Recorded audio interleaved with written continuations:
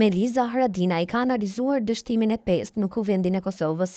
Ish diplomatja ka parashikuar 2 skenar të këqij për Kosovën. Edhe po t'ja votoj opozita sot vetëvendosjes kandidaten për krye parlamentare pa marrëveshje politike, votat për qeveri nuk janë. Me gjithë respektin, por kryesuesi i rastësishëm, Dehari nuk mund t'i bëj as konstituimet e as votat e shumicës kurti. Kjo përgjegjësi takon ekskluzivisht atij.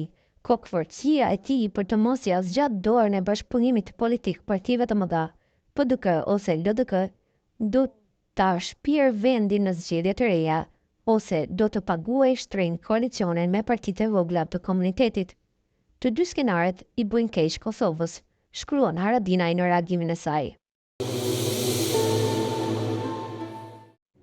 Pas dështimit të ratës për të zgjedhur kryetarin e Kuvendit të Kosovës, kryeministri social-demokrate Fatmir Limaj shpreson që në ditët në vijim do të ndryshojnë gjërat. Limaj besoi që të gjithë duhet të kontribuojnë për të dalë nga kjo situatë.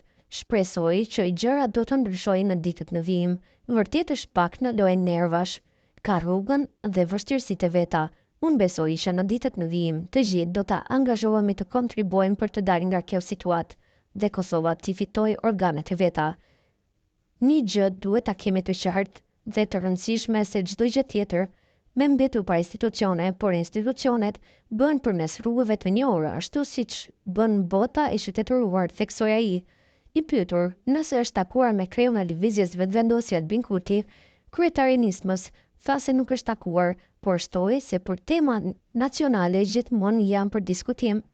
Jemi takuar, por tema nacionale gjithmonë këtu jemi, thot ai. Jo bre jo, se marrova duke ju thënë.